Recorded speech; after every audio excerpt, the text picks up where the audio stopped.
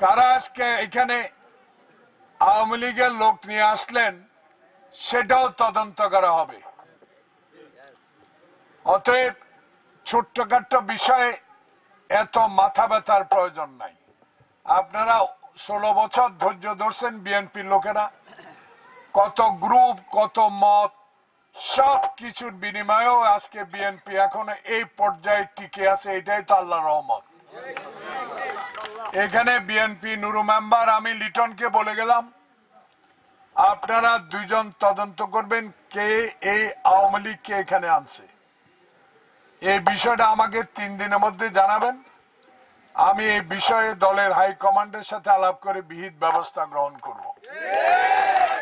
তার চেলা চামুন্ডারা এখনো কিছু কিছু এলাকায় কচ্ছপের মতো বসে আছে।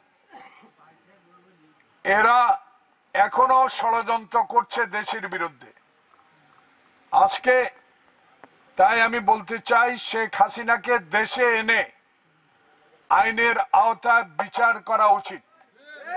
দেশ লুট করে নিয়ে গেছে, দেশের অর্থনীতি ভঙ্গুর, দেশের সকল সামাজিক প্রতিষ্ঠান ধ্বংস, দেশে যে আইন ব্যবস্থা তাকেও আজকে মানুষের মনের মধ্যে বিচার বিভাগ নিয়ে সংশয় জেগে তুলেছিল আওয়ামী লীগ।